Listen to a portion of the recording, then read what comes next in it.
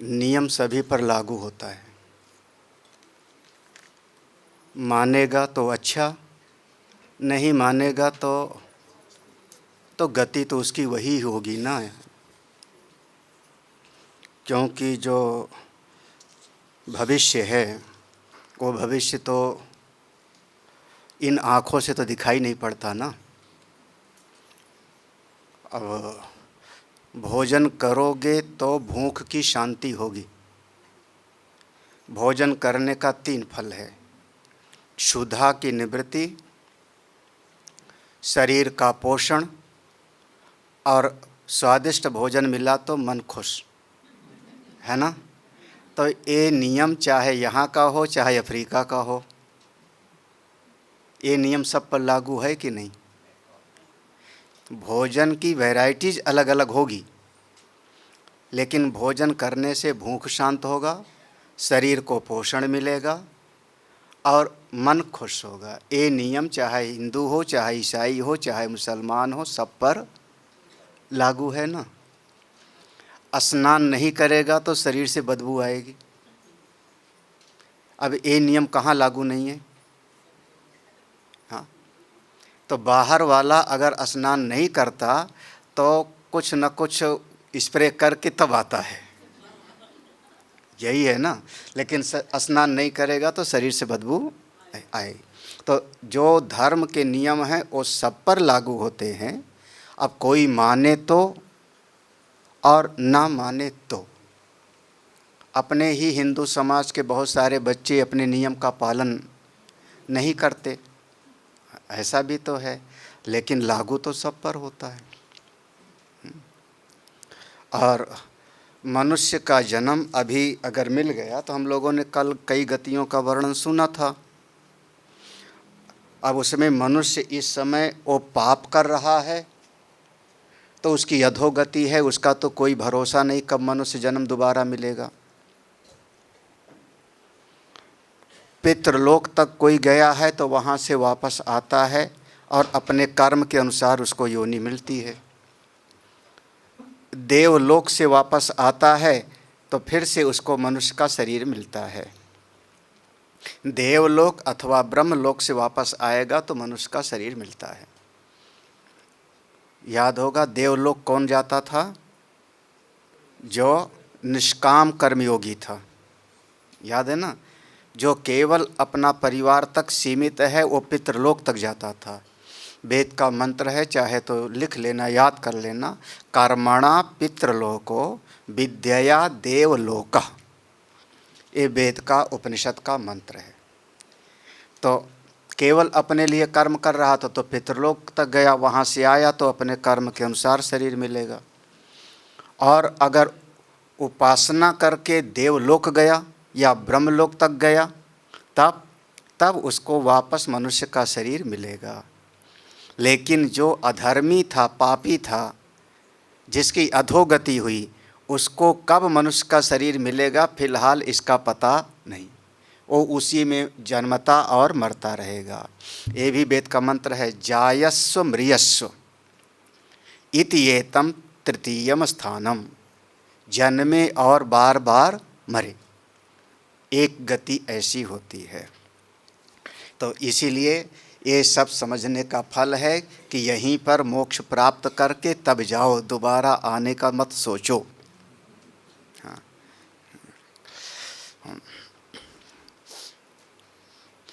श्री राम जय राम जय जय राम। श्री राम जय राम जय जय राम। श्री राम जय राम जय जय राम। श्री राम जय राम जय जय राम। श्री राम जय राम जय जय राम। श्री राम जय राम जय जय राम। श्री राम जय राम जय जय राम। श्री राम जय राम जय जय राम। श्री राम जय राम जय जय राम। श्री राम जय राम जय जय राम। श्री राम जय राम जय जय राम। श्री श्री राम जय राम जय जय राम। श्री राम जय राम जय जय राम। श्री राम जय राम जय जय राम। श्री राम जय राम जय जय राम। श्री राम जय राम जय जय राम। श्री राम जय राम जय जय। श्री राम जय राम जय जय राम। ओम सहना भवतु सहनौ भुनक्तु सह वीर्यं करवावहै तेजस्विनावधीतमस्तु मा विद्विषावहै। ओम शांति शांति शांति। शंकरं शंकराचार्यं केशवं बादरायणं सूत्रभाष्यकृतौ वन्दे भगवन्तौ पुनः पुनः। ईश्वरो गुरुरात्मेति मूर्तिभेदविभागिने व्योमवद्व्याप्तदेहाय दक्षिणामूर्तये नमः। सदाशिवसमारम्भां शङ्कराचार्यमध्यमाम् अस्मदाचार्यपर्यन्तां वन्दे गुरुपरम्पराम्। श्रुतिस्मृतिपुराणानाम् आलयं करुणालयं नमामि भगवत्पादं शंकरं लोकशंकर। भगवान स्वयं अर्जुन को अपना शिष्य स्वीकार किया और प्रारंभ के 6 अध्यायों में कर्म विषयक उपदेश है। कर्म करो, निष्काम कर्म योग करो। लक्ष्य जीव का तो ब्रह्म विद्या ही है, क्योंकि मोक्ष की प्राप्ति ब्रह्म विद्या से ही हो सकती है। जैसे कल भी सोचा था, 18वें अध्याय का नाम दिया है मोक्ष संन्यास योग, और मोक्ष की प्राप्ति ब्रह्म विद्या से ही संभव है। तो जो हर अध्याय के अंत में एक शब्द आता है, इत श्रीमद्भगवत गीतासु उपनिषत्सु ब्रह्म विद्यायाम योग शास्त्रे, ये 2 शब्द आता है ना, ब्रह्म विद्यायाम योग शास्त्रे। तो इसका भाव है कि मोक्ष की प्राप्ति के लिए ब्रह्म विद्या ही हेतु है। बिना ब्रह्म विद्या के मोक्ष की प्राप्ति ही नहीं। तो गीता में किसका प्रतिपादन है? ब्रह्म विद्या का। ब्रह्म विद्यायाम माने ब्रह्म विद्या का प्रतिपादन है। और जो दूसरा शब्द आया योग शास्त्रे, तो योग शास्त्रे का अर्थ होता है ब्रह्म विद्या के उपायभूत साधन का निरूपण है। कहीं ऐसा आपके चित्त में न बैठ जाए योग शास्त्र माने योग दर्शन, ध्यान, आसन, यम नियम, आसन प्राणायाम, इसका नहीं है, क्योंकि शब्द है योग शास्त्रे। तो योग शास्त्रे का अर्थ समझना ब्रह्म विद्या की उपाय भूता जो साधन है उसका निरूपण है। हाँ हाँ, साधन और साध्य का विवेक होना चाहिए, उसके बगैर हमारी गति ही नहीं होती। तो हम लोगों ने जब कल सोचा, याद करना, 7वें अध्याय में भगवान ने भगवान का स्वरूप क्या है इसका निरूपण किया। मेरी 2 प्रकृति है, अपरा और परा, और दोनों का स्वामी मैं हूँ। मैं सर्वज्ञ हूँ और सर्वशक्तिमान हूँ। ये भगवान ने अपने स्वरूप का निरूपण किया 7वें अध्याय में। 8वें अध्याय में मुख्य रूप से कई विषय हैं, अगर ध्यान से समझे होंगे तो। पहला विषय था भगवान का स्वरूप क्या है, फिर से समझो। किस भगवान का स्मरण करना है, किस भगवान का आप निरंतर चिंतन करो, तो वह श्लोक आप याद रखना।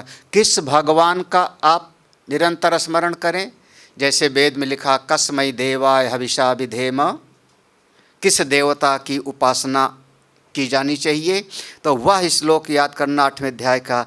कविम पुराणम अनुशासितारम अणोरणीयान अनुस्मरेत, यह अनुस्मरित, ऐसे परमेश्वर का जो स्मरण करता है।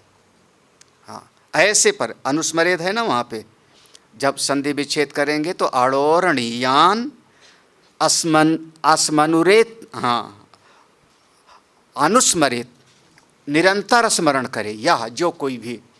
तो कौन? सर्वस्य धातारमचिन्त्य रूपम आदित्य वर्ण तमसः, ये भगवान का स्वरूप का वर्णन है। ये इस भगवान का स्मरण करो। आप वो मूल चीज़ को मैं दिखा रहा हूँ, आप उसको हमेशा के लिए ध्यान रखना। जब गीता में कहा भगवान का स्मरण करो, तो कौन से भगवान का? तो आपके चित्त में तुरंत ये श्लोक आना चाहिए, 8वें अध्याय का 9वां श्लोक। इस भगवान का, भगवान के इस स्वरूप का। अब इसका अनुवाद घर में भी पढ़ लेना, इसका गहराई से विचार कर लेना। जो कवि हैं, पुराण हैं, अनुशासन, जिनके अनुशासन में सारा जगत है, हाँ, जो आदित्य सूर्य के 1000 सूर्य के प्रकाश के बराबर हैं, जहाँ अंधकार का नामो निशान, उस परमेश्वर का करो क्या? उस परमेश्वर का निरंतर अनुस्मर करो, स्मरण करो। कैसे करें? तो अपना संसार का कर्तव्य करते हुए, जो लगातार हम लोगों ने सुना, तस्मात् सर्वेषु कालेषु माम अनुस्मर युध्यचा, यहाँ है ना, ये बता दिया था। अब जब कोई ऐसा स्मरण करते हैं, देखो अब यहाँ 2 चीज़, किसका स्मरण करें और कैसे करें, 2 बात हो गई ना। किसका स्मरण करें और कैसे करें? तो अपने कर्तव्य को करते हुए परमात्मा का स्मरण करते रहो। 2 बातें हो गई। तीसरी बात बताई गति की, जीव की। इस शरीर के भीतर जो जीव होता है, वो अपने कर्मों के अनुसार उसकी गति होती है। और कल इस पर शाम को हम लोगों ने विस्तार से समझा था। तो समझ में आ गया था सबको कि नहीं? कल का शाम का विषय नहीं तो रिकॉर्ड हो रहा है, फिर से सुनना। शाम वाला सब समझ में आ गया था? अगर समझ में आ गया था तो 27वां श्लोक देख लेना, 8वें अध्याय का 27वां श्लोक।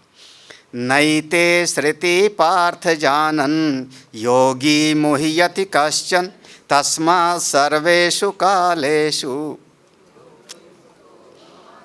वहाँ से मिलाओ, तस्मात् सर्वेषु कालेषु। ये देखो शुरुआत वहाँ से किया है और यहाँ उपक्रम उपसंहार हो गया ना। यहाँ उपक्रम हुआ तस्मात् सर्वेषु कालेषु माम अनुस्मर, वहाँ ये था तस्मात् माने इसलिए। और यहाँ पर देखो समापन कर रहे हैं, तस्मात् सर्वेषु कालेषु योग युक्तो भव अर्जुन। हाँ, ठीक है ना। तो मतलब बीच में एक विषय है, बीच में एक विषय है। क्या विषय है? एक तो भगवान का स्वरूप, दूसरे भगवान का स्मरण कैसे करें, तीसरा गति। गति को जो जानेगा, इस श्लोक का थोड़ा नैते शब्द है पहले ना धन एते, एते श्रुति, श्रुति माने मार्ग, संसरण का मार्ग, आने जाने वाला मार्ग, जो कल पढ़ा था। तो ना को बाद में लगाना, एते श्रुति जानन योगी न मुह्यति कश्चन। हाँ, ठीक है। एते श्रुति, ये मार्गों को जो जानने वाला है पार्थ, हे पार्थ, इन मार्गों को जो जानने वाला है वो कभी इन मार्गों में मोहित नहीं होता। क्या समझ में आया है ना? हमको पता लग जावे कि इस रास्ते पर चलेंगे तो आगे नाला पड़ेगा, इसका मतलब क्या है कि यहाँ से आप आगे जाओगे नहीं। यही तो है ना। आजकल के बच्चों को कह दो संस्कृत पढ़ो, हाँ, तो बच्चे पूछेंगे संस्कृत पढ़ने पर कितने लाख का पैकेज मिलेगा। हाँ, यही पूछेगा ना। हाँ, कितने लाख का पैकेज मिलेगा, तो हम कहेंगे संस्कृत पढ़ने से विद्वान होगा, लेकिन शायद नौकरी भी ठीक से तुझको ना मिले। तो बच्चा कहेगा नहीं, फिर मैं जो है कंप्यूटर साइंस पढ़ूंगा, क्योंकि हमको क्या चाहिए। बस, तो जब उसने समझा कि इस मार्ग पर जाने पर धन नहीं मिलेगा, तो कहता है इस मार्ग पर मैं जाऊंगा ही नहीं। ठीक है ना। तो जिस मार्ग को आदमी समझ लेता है और उस मार्ग की मुसीबतों को समझ लेता है, तो उस मार्ग से जीव बच जाता है। ना मुह्यति, फिर उससे मोहित नहीं होता। मतलब वो जो 4 मार्ग दिखाए थे, याद है, अधोगति पर तो जाएगा नहीं, पाप तो करता ही नहीं। पाप करता तो गीता कैसे पढ़ता, वो तो गया। लेकिन वो जो 2 था, खास करके कर्म करने वाला, अपना परिवार और अमुक अमुक अमुक, तो जब ठीक से समझ लेगा कि ऐसा करेगा तो या तो पितृलोक तक जाएगा या देवलोक तक जाएगा, वहाँ से फिर लटक के वापस आवेगा यहीं पर, तो आदमी कहता है फिर हमको ये वाला मार्ग चाहिए नहीं। ये समझना है। क्या हुआ? ये 27वां श्लोक देखो।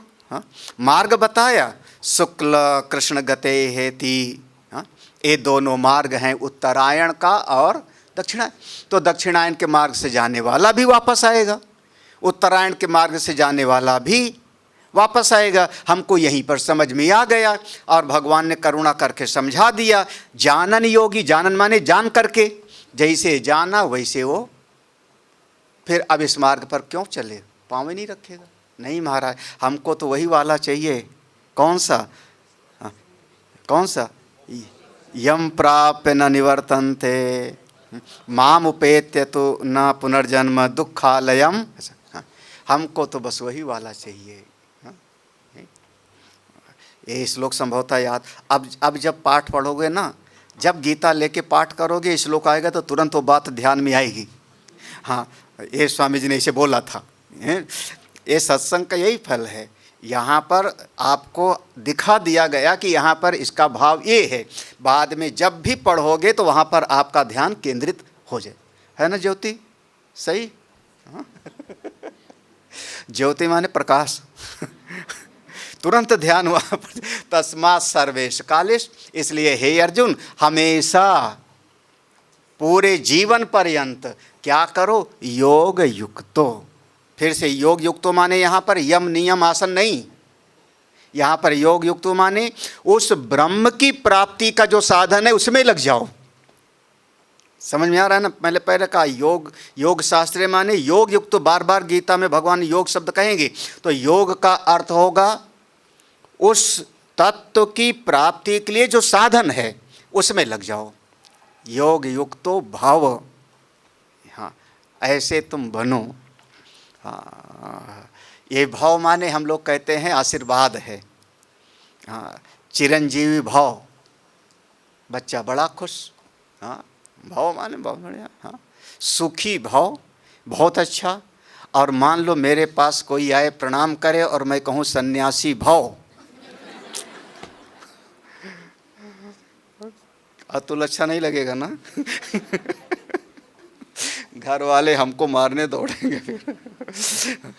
तो चलिए, यहाँ 8वां अध्याय समाप्त हुआ। 8वां अध्याय समाप्त हुआ। कितने विषय का हो गया? ध्यान होगा।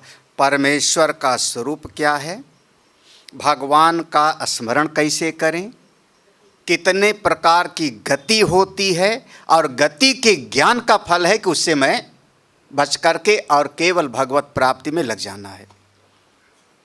अब एक नया प्रसंग है, 9वां अध्याय। 9वें अध्याय का मुख्य विषय होगा वह जो परमेश्वर हैं, जिनको 7वें अध्याय में भगवान ने प्रारंभ किया था। देखो, मूल रूप से प्रसंग 7वें अध्याय से चल रहा है। 7वें अध्याय के प्रारंभ में अर्जुन का कोई प्रश्न नहीं था। था कोई अर्जुन उवाच? 7वें अध्याय में नहीं था ना। कोई प्रश्न नहीं था ना। हाँ, माने भगवान ने शुरू किया था एक विषय, मेरी दो प्रकृति है, अपरा और परा। हाँ, ऐसे शुरू किया था, मैं सबका स्वामी हूँ। और जब भगवान ने जरा सी कोई बात ऐसी कह दी कि जो ऐसा साधन करेगा अधिभूत को जान जाएगा, अधिदैव को, तो अर्जुन ने बीच में प्रश्न कर दिया। तो भगवान ने जो बताना चाहा था वो प्रसंग रुक गया, और अर्जुन ने पूछा तो अर्जुन के प्रश्न का समाधान करना भगवान ने शुरू कर दिया।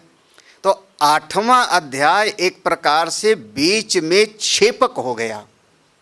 हाँ, जो भगवान ने प्रतिपादन करना शुरू कर दिया था 7वें अध्याय से, बीच में पूछने पर विषय बदल गया, विषय बदल गया और वो विषय पूरा हो गया। 8वें अध्याय में भगवान ने बता दिया, अब 9वें अध्याय में प्रश्न है ही नहीं, तो भगवान ने 9वें अध्याय से फिर उसी विषय को सामने लाए। हाँ, जहाँ से छूटा था 7वें अध्याय का। हाँ, जो स्वरूप का प्रतिपादन था भगवान फिर, इसलिए 9वें अध्याय के प्रारंभ में भी अर्जुन का कोई प्रश्न नहीं।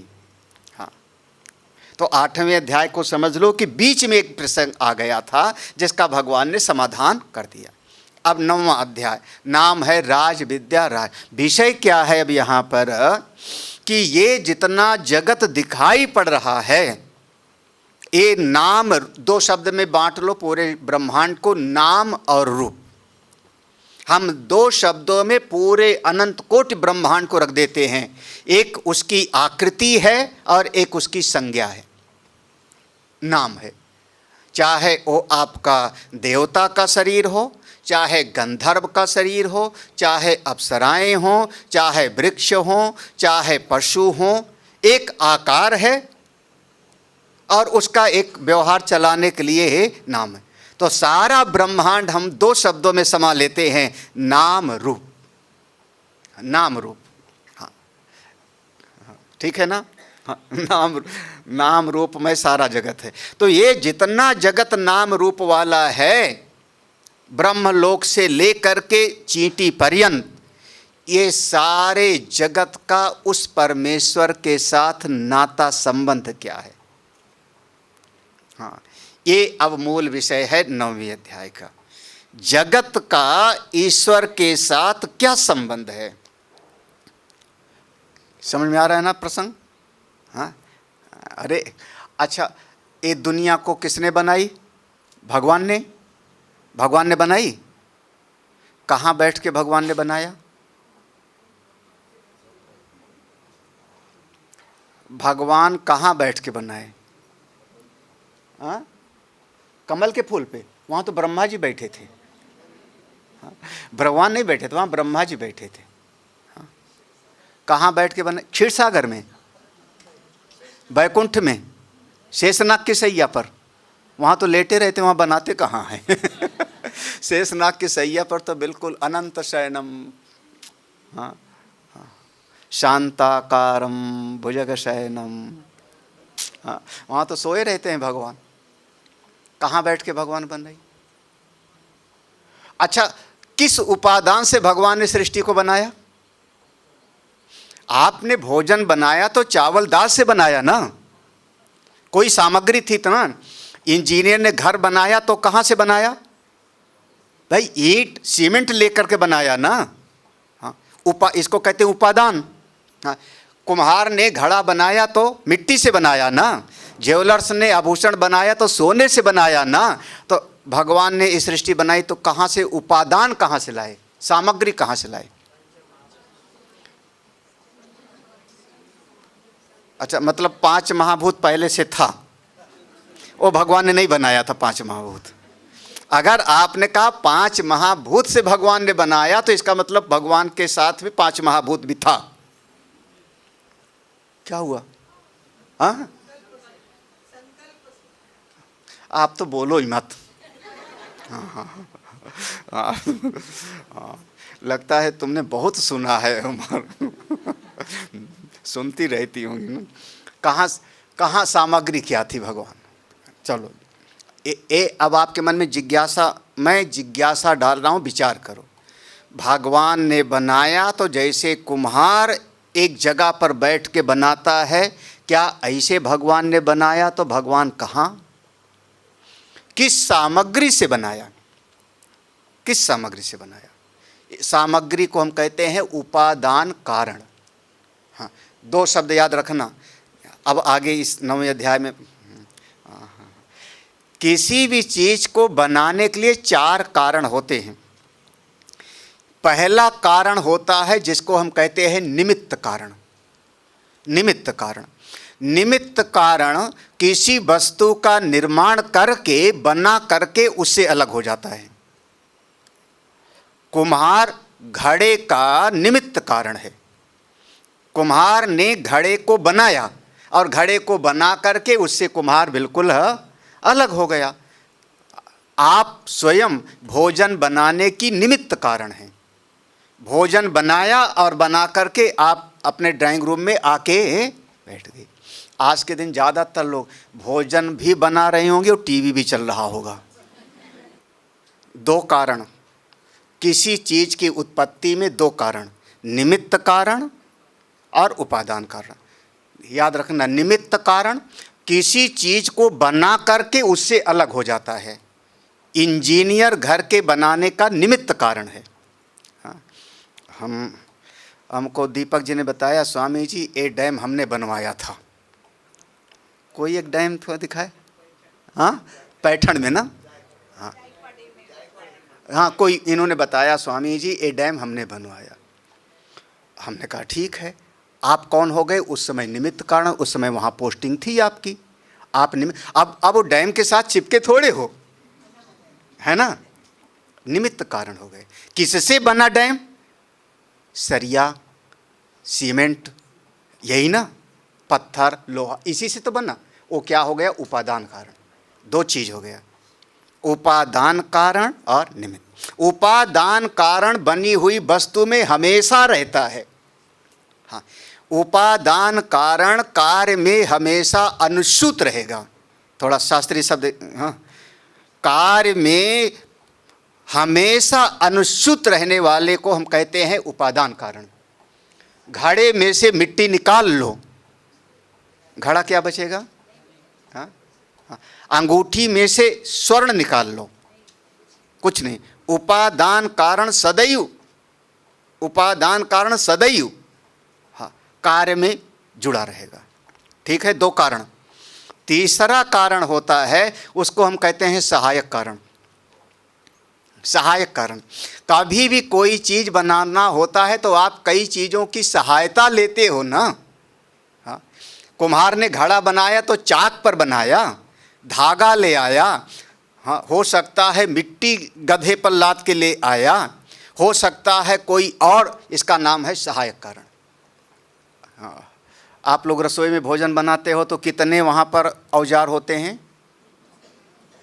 कढ़ाई है, तवा है, चिमटा है, हाँ हाँ हाँ, गैस भी है, गैस भी है, हाँ, चमचा है, हाँ, चाकू है, कितने, ये सब क्या है? इनकी सहायता से बनाया आपने ना। हाँ, इसका नाम है सहायक कारण। अब ये वाला भी पूछोगे, भगवान ने सृष्टि बनाई तो किसकी सहायता लिया? सहायक कारण कौन? 3 कारण हो गए ना, निमित्त, उपादान, सहायक। चौथा कारण है, बिना किसी प्रयोजन को कोई आदमी एक कदम भी नहीं चलता। प्रयोजनम अनुद्देश्य मंदोपि न प्रवर्तते। एक ना समझ आदमी से भी कोई बात कहो तो बिना प्रयोजन के वो करने के लिए तैयार नहीं। आदमी कहेगा मेरा क्या फायदा, हमको क्या मिलेगा। सही सही बोलूं, कड़वी सच्चाई, हाँ, कटु सत्य। तो आप लोग यहाँ आए हो तो कोई मुझ पर एहसान जताने के लिए नहीं आए हो। हाँ हाँ हाँ, अगर हमारी बात न समझ में आवे, नहीं आवेगी तो एक दिन तो सह लोगे, दूसरे दिन से गायब। यही ना। प्रयोजन किसका है? आपका अपना है।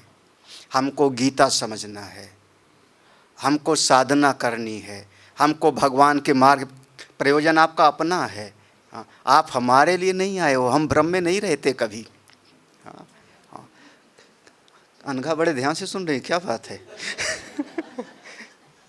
हाँ, एक कटु सत्य है। हाँ, अनघा कह रही मैं तो आपके लिए आई हूँ। चलिए, भगवान की कृपा आपको मिले। लेकिन जीव सहज रूप में, जीव का स्वभाव है वो अपना हित पहले देखता है, अपना हित। इस कार्य को करने में मुझको क्या लाभ होगा, मेरा क्या फायदा होगा। हाँ, हाँ। इसका नाम है प्रयोजन कारण, प्रयोजन कारण। हाँ, कुम्हार घड़ा बनाता है तो पैसा कमाने के लिए ना। ज्वेलर्स ने आभूषण बनाया तो किस लिए? पैसा कमाने के लिए। पैसा ले जाके अपने परिवार का पालन पोषण करेगा, उसका प्रयोजन है। तो भगवान ने सृष्टि बनाई तो प्रयोजन क्या था भगवान का? अब यही चार चीज, जब आप कहोगे भगवान ने सृष्टि बनाई, जैसे आप कहोगे भगवान ने दुनिया बनाई, तो ये चार सामने बात आ जाएगी कि फिर बताओ, अगर भगवान ने बनाई तो किससे बनाई, सहायक कारण क्या था, और किस लिए बनाई, किस लिए बनाई। अब इसका समाधान तो बस विद्वान लोग आपस में विचार करते रहते हैं। इस पर दर्शन अलग अलग है। न्याय दर्शन ईश्वर को निमित्त कारण मानता है। सांख्य दर्शन ईश्वर को पुरुष कहेगा और प्रधान को उपादान कारण मानता है। ऐसे ऐसे आपको दर्शनों की बात यहाँ सरल भाषा में इतना समझो। और 9वें अध्याय में ये विषय उठाया भगवान ने, और चूंकि अब ये विषय इतना सूक्ष्म है, इतना रहस्यमयी है कि सबको समझ में जल्दी नहीं आ सकता। हाँ, सरल भाषा में कह सकते हैं भगवान ने जगत को बनाया। हाँ, कल भी हमने यही कहा था ना, जगत को बनाने वाला, सबको चलाने वाला और सबको अपने में प्रलय कर, उसको ईश्वर कहते हैं ना। ऐसे कल बोला था ना, याद है? हाँ, कल तो आपके मन में जिज्ञासा नहीं जगी कि फिर ईश्वर ने कैसे बनाया। हाँ, हाँ, कल हमने ये कहा था 7वें अध्याय में था कि ईश्वर से सारा जगत उत्पन्न हुआ, उसी से चल रहा है और उसी में जाके समा जाता है। तब एक नई जिज्ञासा पैदा हुई कि कैसे उसने बनाई, क्यों बनाई, कब बनाई, किस लिए बनाया। अब चूंकि सबको समझ में नहीं आता, इसलिए ये विद्या हो गई रहस्यमयी विद्या। हाँ, देखो अब हो गई रहस्यमय। कौन सी विद्या है? ये राजाओं की विद्या है, समस्त विद्याओं की राजा है। ये राज विद्या के दो अर्थ हैं। राज विद्या माने ये पहले राजा लोग, विद्वान लोग इसका चिंतन करते थे। जिसको अपना रोटी कमाने से फुर्सत नहीं, वो क्या चिंतन करेगा। हाँ, स्वामी विवेकानंद ने बहुत बढ़िया बात कही थी। जब अकाल पड़ा था तो उन्होंने कहा भूखे पेट वालों के लिए वेदांत का ज्ञान नहीं है। जब आदमी भूख से तड़प हो रहा होता है, उसको कहो आओ तुमको ब्रह्म विद्या सुनाएं, तो उसको पहले रोटी चाहिए। तो ये राजाओं की विद्या थी। दूसरा, जितने प्रकार की विद्या होती है समस्त विद्याओं की राजा है। राज विद्या है ना। राज विद्या माने जितने प्रकार का ज्ञान होता है, सर्वोच्च ज्ञान है, समस्त विद्याओं की राजा है, इसलिए इसका नाम है राज विद्या। हाँ, थोड़ा रहस्यमयी है, छुपाने वाली है, सबको बताया नहीं। एक पूज्यपाद स्वामी अखंडानंद महाराज उस समय कानपुर में रहते थे। लाल इमली एक कंपनी थी किसी ज़माने में, अब बंद हो गई है, सिंघानिया ग्रुप का था। तो उन्होंने मंदिर बनवाया था, तो वहीं पर उड़िया बाबा महाराज रहते थे, पूर्णानंद तीर्थ जी, और उन्हीं के जो है शिष्य स्वामी अखंडानंद सरस्वती। तो कोई एक अलीगढ़ का भगत आया और अलीगढ़ का भगत बैठ गया, महाराज जी से कुछ पूछने लगा। स्वामी अखंडानंद उसको करीब 3-4 घंटे समझाते रहे। वो पूछता रहा, वो समझाते रहे। तो कोई सुनने वाले ने जाके उड़िया बाबा से कहा, स्वामी जी एक भगत फंसा है, अखंडानंद उसको समझाए जा रहे हैं। तो उड़िया बाबा अपने कमरे से निकल के वहाँ पर आए। जब वहाँ आए तो अखंडानंद महाराज खड़े हो गए, प्रणाम किया, गुरुदेव यहाँ पे आ गए, भगत ने प्रणाम किया। तो उड़िया बाबा ने कहा, क्यों अखंडानंद, जो बात तुमको 20 साल में समझ में आई तुम उसको 2 घंटे में समझाना चाह रहे हो। तुमको समझने में 20 साल लगे, उसको तुम चाह रहे हो कि 2 घंटे में उसको समझा दें। हाँ, तो इतनी जल्दी ये समझाया नहीं जाता। हाँ, आप में से जितने टीचर लोग होंगे, आप मान लो MA PhD किए हो, और जो आपको ज्ञान है वो 4थी क्लास का आपका पोता है, उसको पढ़ाना शुरू कर दो। हाँ, संजय अहना को पढ़ाना। हाँ हाँ हाँ हाँ, sine theta plus cos theta पढ़ाओ आप। महाराज वो इसलिए बड़े लोग जितने होते हैं ना, वो बच्चों को नहीं संभाल सकते। बच्चों को संभालने के लिए एक नया प्लेवे में जो है नई टीचरें ही होती हैं, वही संभाल सकती हैं। उनके साथ खेलें कूदें, यही ना। हम बच्चों को पढ़ाने में फेल हैं। हमारे चिन्मय मिशन में बाल विहार ग्रुप चलता था। चिन्मय मिशन में बाल विहार ग्रुप, बिल्कुल हम उसमें बिल्कुल फेल थे। क्योंकि अगर 6 बच्चे भी बैठे हैं तो मेरे कंट्रोल में नहीं होते थे। तो गुह्यतम विद्या है, रहस्यमयी विद्या है, सबको बताने की विद्या नहीं है। हाँ, सबको बताने की विद्या नहीं है। राज विद्या राज्य गुह्य। ये 9वें अध्याय का नाम हो गया। प्रारंभ का जो 2 श्लोक है वो भगवान ने प्रतिज्ञा किया है। इसको 2 श्लोक को कहते हैं प्रतिज्ञा वाक्य। प्रतिज्ञा वाक्य माने भगवान ने तय किया कि मैं तुमको ये बताने जा रहा।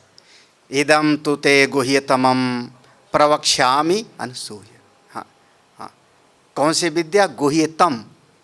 गुह्यतम माने हाँ, गुह्य, गुह्यतर, गुह्यतम, यही ना, मतलब गुड, बेटर। वाह क्या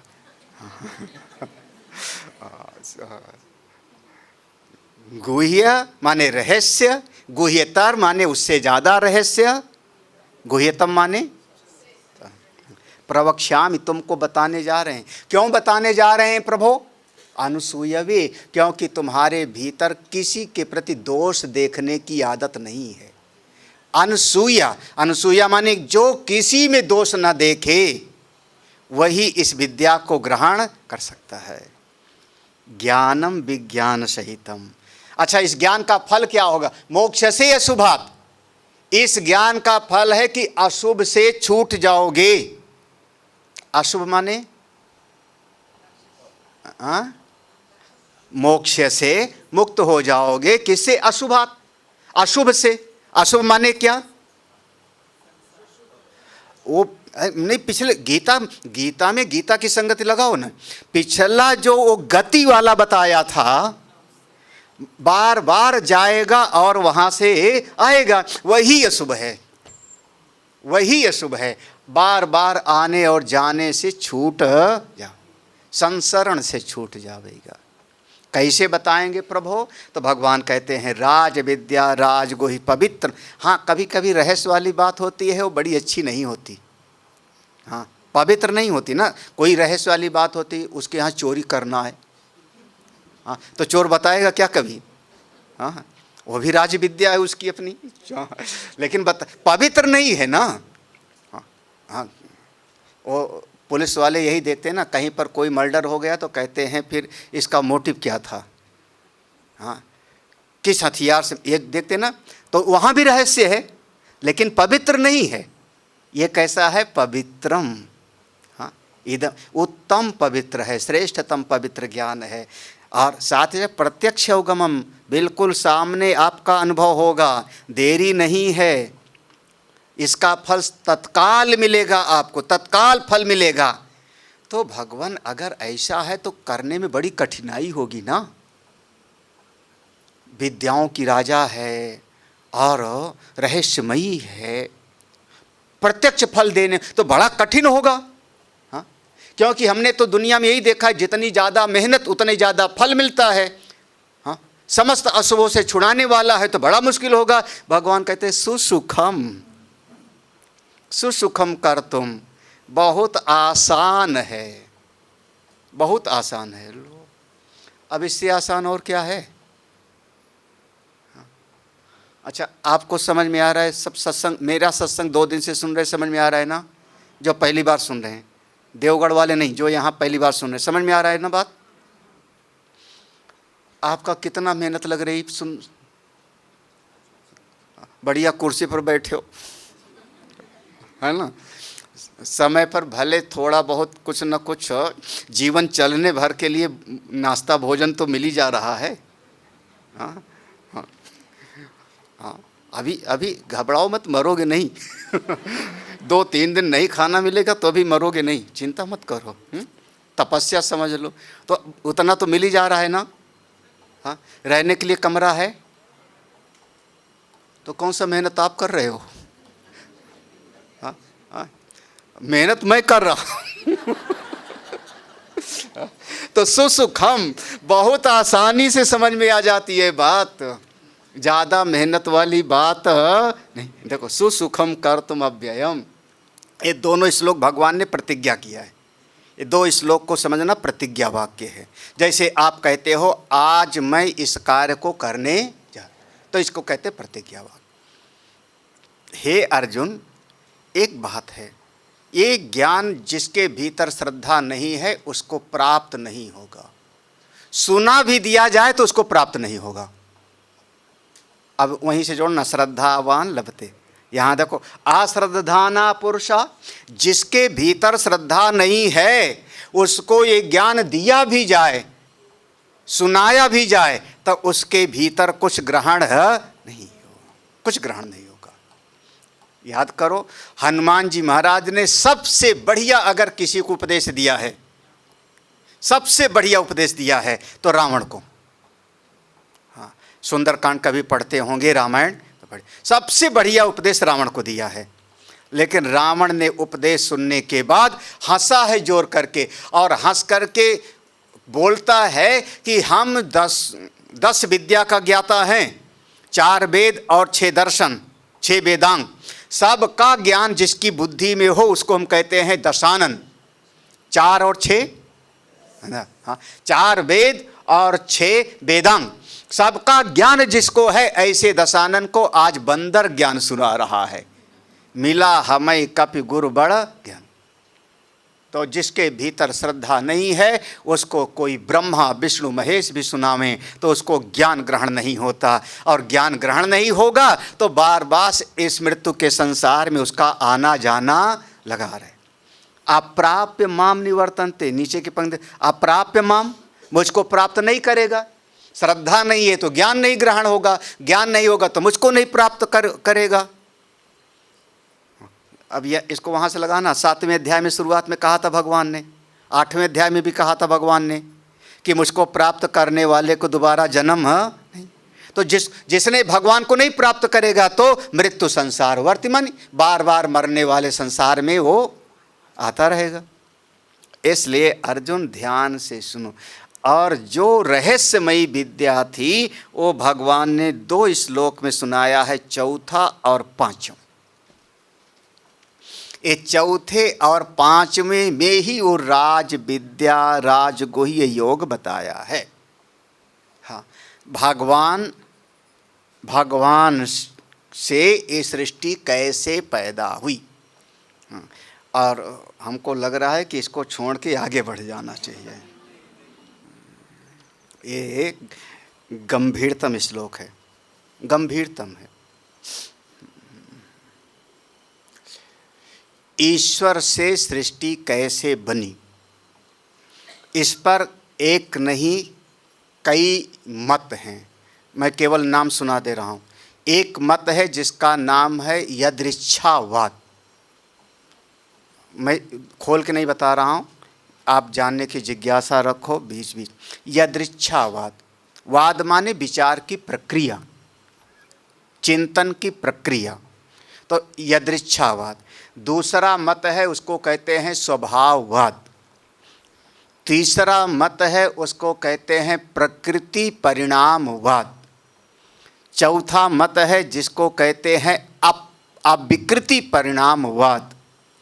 पांचवा मत है जिसको कहते हैं ब्रह्म परिणामवाद। छठा मत है जिसको कहते हैं विवर्तवाद।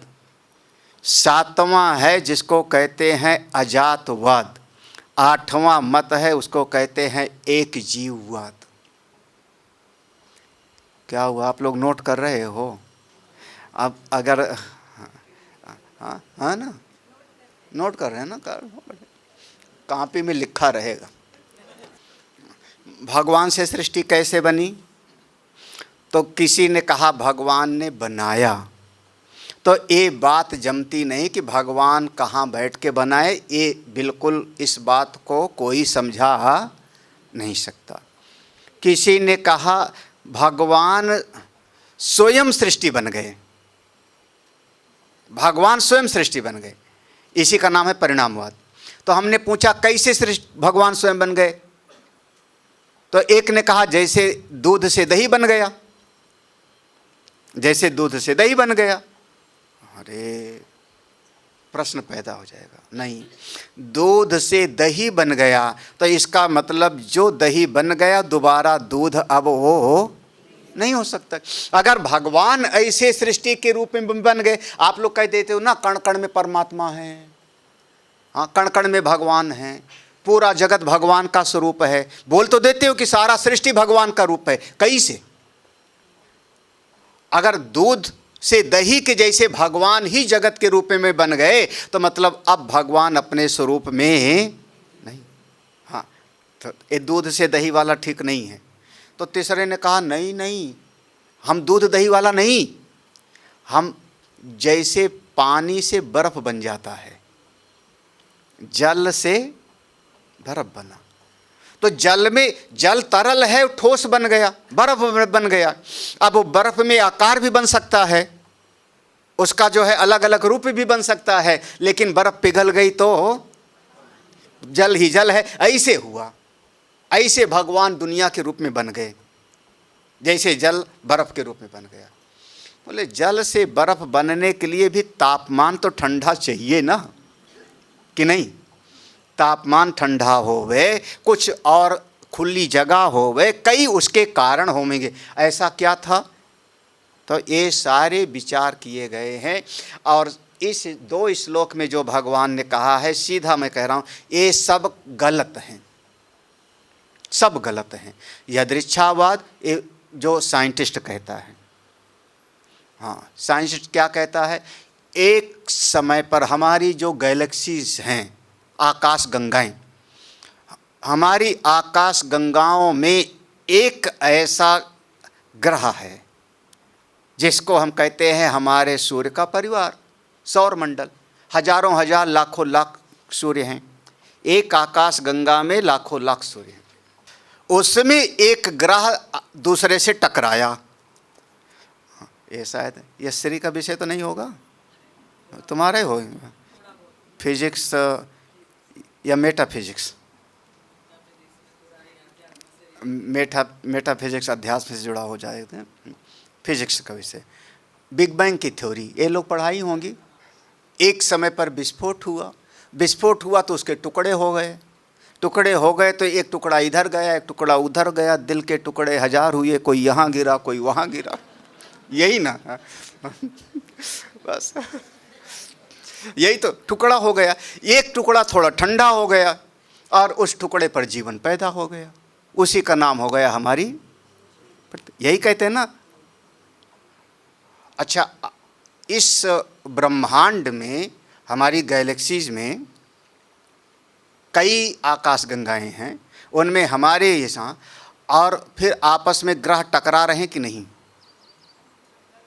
हाँ, कई बार न्यूज़ में आता है वो वाला उल्का पिंड टकराएगा मर जाओगे, अभी तक ऐसा हुआ नहीं। हाँ, एक बार 2012 के समय में एक बड़ी चर्चा हुई थी ना कि सारी दुनिया, जिनको याद होगा, हाँ, सारी दुनिया मर जाएगी, सब विस्फोट होगा और ख़त्म टकराएगा। भैया ये अभी भी ग्रह आपस में टकरा रहे हैं, किसी पर जीवन नहीं पैदा हो रहा है। उनका रिसर्च का विषय है। स्टीफन हॉकिंग ने बहुत ज़्यादा ब्लैक होल की थ्योरी पर रिसर्च किया, कैसे कैसे ग्रह मरता है, कैसे कैसे ब्लैक होल बन जाता है। फिर और भी उनका, वो कहते हैं मंगल ग्रह पे जीवन है, क्योंकि मंगल ग्रह पे पानी के अंश मिलने की संभावना है। वो सब अपना उनकी थ्योरी है। हम लोग फिलहाल डार्विन के विकासवाद सिद्धांत से सहमत नहीं हैं। सीधा कह रहा हूँ, डार्विन के विकासवाद सिद्धांत से मेरी सहमति नहीं, क्योंकि अभी हमारी जानकारी में जितने हजार साल का इतिहास है, कम से कम 10,000 साल का इतिहास प्राप्त होता है, इतिहास। और बाकी जब पुरातत्व वाले खोजते हैं कहीं पर तो कहते हैं ये जीवाश्म 5 लाख साल पुराना है, 10 लाख साल पुराना है। कलकत्ता का म्यूज़ियम बहुत बड़ा है, कभी देखना हो तो वहाँ पर जाके देखो। तो अभी जितने हजार साल का इतिहास उपलब्ध है, इतने हजार साल में कोई बंदर मनुष्य नहीं बना है, ना बंदर ना चिंपैंजी। हाँ, तो अब उनकी विकासवाद की थ्योरी है, वो समझाते रहते हैं, हम लोग पढ़ते रहते हैं, पढ़ाते रहते हैं। वो आप विश्वविद्यालय में पढ़िए और पढ़ाइए बस। हाँ, ये वैज्ञानिकों का जो सिद्धांत है उसको कहते हैं आपस में टकराया और एक ग्रह पर जीवन पैदा हो गया, इनका क्रमिक विकास हो गया, क्रमिक विकास। हाँ, धीरे धीरे पूंछ गायब हो गई। पूंछ थी, आप लोगों के भी अब पूंछ थी, अभी भी है। हाँ, नहीं है। ओ हड्डियों वाले डॉक्टर के पास जाना, आर्थोपेडिक, जब एक्सरे लेगा और कुछ गड़बड़ तो कहेगा 10 पॉइंट पर एक गड़बड़ी है, बोलता है ना ऐसा। हाँ, 10 पॉइंट बोलता है ना। 10 पॉइंट माने क्या हुआ? अरे वो पूंछ धीरे धीरे ख़त्म हो गई थोड़ा सा रह गया। हाँ, वो उनकी बात है। मैं सीधा कह रहा हूँ, हम ये विज्ञान की जो थ्योरी है वो कहते हैं आपस में टकराया, अपने आप सृष्टि बन गई, कोई बनाने वाला नहीं है, इससे हम सहमत नहीं। उसका नाम है यादृच्छावाद। जैसी इच्छा थी। ये अगर घर बना हुआ है, ये दीवार बनी है, भले बनाने वाला ना दिखावे, सुव्यवस्थित बना है, तो हमको अनुमान होता है कि इसको बनाने वाला कोई ना कोई तो होगा ना। अपने आप दीवार थोड़े बन गई, अपने आप दीवार नहीं बन गई, कोई ना कोई। आपके घर में जावें, आपके घर में हर चीज़ सुव्यवस्थित रखी है, तो घर का मालिक नहीं भी दिख रहा है तो भी मेरा दिल कहेगा कि घर को संभालने वाला कोई ना कोई है, चेतन है, अपने आप घर नहीं संभला हुआ है, तो सृष्टि को बनाने वाला कोई है। उनका मत गया यदृच्छावाद, हम लोग बिल्कुल सहमत नहीं है। ऐसे स्वभाववाद समझ लो, परिणामवाद, सब गलत हैं, कहीं ना कहीं कमी है, कहीं ना कहीं। हाँ, अब आप ये मत कहना कि सबको गलत क्यों कह रहे हो, आप ये मत कहना कि सब सही हैं। हाँ, हम आपके लिए बिल्कुल स्पष्ट कहें, हमारे समाज में जो एक शब्द चलने लगा ना कि सब धर्म एक ही बात कहते हैं, ऐसा कभी सुनोगे? सभी धर्म एक ही बात कहते हैं। कम से कम आप सत्संग सुन के, गीता जी को सुन कर के कभी इससे सहमत मत होना। सभी धर्म किस पर एक बात कहते हैं? गुस्सा मत करो, लड़ाई मत करो, चोरी मत करो, दूसरे पर, इस पर एक, इतने ना। आप तीन प्रश्न कर दो। अगर कोई कहता है कि सभी धर्म एक बात कहते हैं तो आप 3 प्रश्न करो, वही जो लगातार आप सुन रहे हो। ये जो भीतर जीव है उसके बारे में बताओ, आप क्या समझते हो? जीव के बारे में क्या समझते हो? आप कहो कि हाँ मुसलमान धर्म और हिंदू एक बात कहते हैं। कल ही हमने बताया था याद है? वो कहते हैं रूह जन्मती है लेकिन कभी नहीं। सहमत हो आप? तो फिर कैसे कहते हो कि हाँ? जगत के बारे में आपकी क्या समझ है? हाँ, हम नहीं सहमत हैं उनसे जगत के बारे में।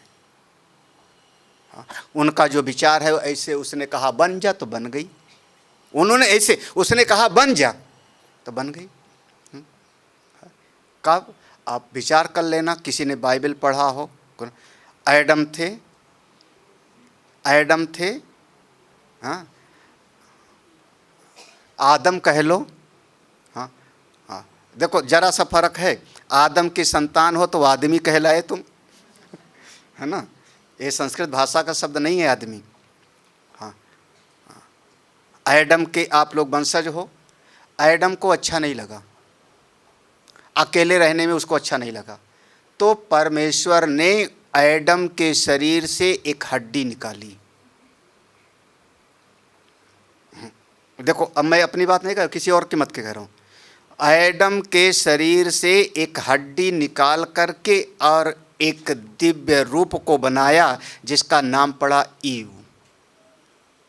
ईव, हाँ, समझ में आ रहा है ना? उनकी थ्योरी है। हाँ, एडम और ईव, आदम और हव्वा, हाँ, ईव बन गई। ईव किस लिए बनी? एडम की खुशी के लिए, एडम की प्रसन्नता के लिए। कहाँ से बनी? उसके शरीर के एक अंग को निकाल करके। इसीलिए, अब सावधानी से समझना मैं कर, इसीलिए जितनी स्त्रियां हैं उनमें रूहे पाक नहीं होती। किसके लिए बनी थी? एडम के सुख के लिए बनी थी। एडम के शरीर का एक अंग निकाल करके बनाई गई थी ना। तो रूहे पाक आपके में कहाँ है? तो आप लोगों के भीतर आत्मा वत्मा नहीं। यही ना? हाँ, आत्मा नहीं है तो पुरुष के सुख के लिए बनी ना तुम। हाँ, तो पुरुष को सुख मिलना चाहिए, तो चाहे 9 शादी करे चाहे 15 करे। अब मानोगे? अब बोलो, सब धर्म एक बात कहते हैं। हाँ, आप क्या कहोगे? अरे महाराज, हम तो कण कण में आत्मा है, पुरुष हो स्त्री हो सब में परमात्मा है ना। उनके यहाँ तब फिर कैसे कहते हो कि सभी धर्म एक बात? ये बात अगर कोई कहता है तो बहुत बचकानी बात है, फिर अभी उसने कुछ समझा नहीं। फिर उसने कहा, अरे पूरा मज़ा आता है पढ़िए तो कभी।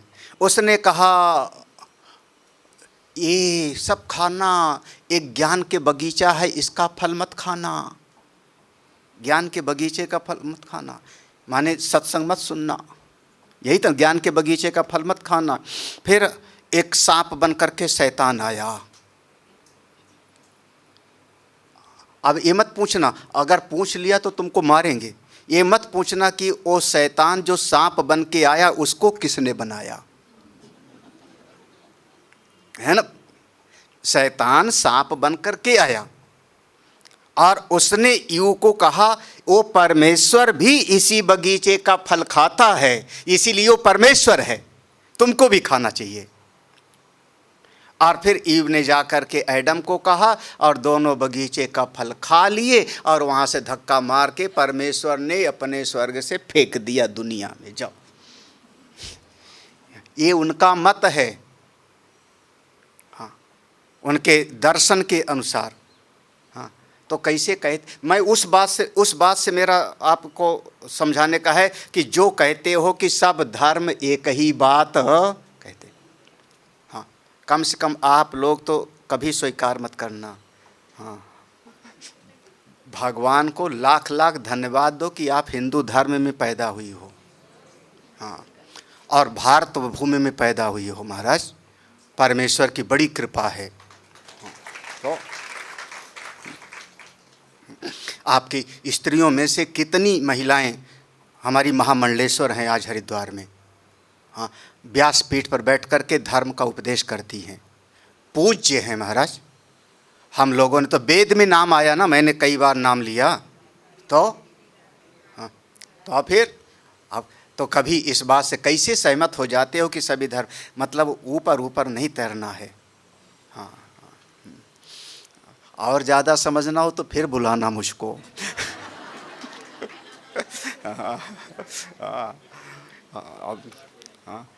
मया तत्मिदं सर्वं जगत अव्यक्तमूर्तिना न चाहं तेष्वस्थितः न च मतस्थानि पश्य मे योगमैश्वरम्। बस इतना ही, बस इतना ही। 1.5 श्लोक, 1.5 श्लोक में 4 चीज़ें हैं, 4 चीज़ें हैं। हाँ, 4 बातें हैं, ध्यान से समझना। पहला है मया अव्यक्त मूर्तिना इदम सर्वम ततम। माया मेरी अव्यक्ति मूर्ति के द्वारा, अव्यक्त, व्यक्त नहीं, ये जो आपके घोड़े की लगाम पकड़ा है ये नहीं। हाँ, ये तो आपकी उपासना के लिए हमारे उपास्य भगवान हैं। कौन? जो मेरा वास्तविक स्वरूप है, जिसको 7वें अध्याय में बताया है। हाँ, अहम कृष्णस्य जगतः प्रभवा प्रलयस्तथा। मेरे उस अव्यक्त स्वरूप के द्वारा ये सारा जगत व्याप्त है। ततम माने व्याप्तम, ततम माने व्याप्तम। इदम सर्वम, ये सारा जगत मेरी अव्यक्त स्वरूप के द्वारा व्याप्त, यानी सब में मैं हूँ। बालक, वृद्ध, स्वस्थ, बीमार, पुरुष, स्त्री, पशु, देवता, गंध, सब सारा जगत मुझसे व्याप्त है, मुझसे अलग। ये ऊपर की पंक्ति की हो गई। मया तत्मिदं सर्वम जगत अव्यक्त मूर्ति। हाँ, ठीक है, पहला शब्द है। दूसरा है ये सारा का सारा जितना नाम रूप जगत है ये सब मुझ में है। मत स्थानी, मत स्थानी माने मुझ में सारा जगत मुझ में है। चल, 2 बातें हो गई, 2 हो गई। सारे जगत में मेरी अव्यक्त मूर्ति से मैं व्याप्त हूँ और सब मुझ में है। अब इसका जो है थोड़ा उल्टा देखो, थोड़ा उल्टा।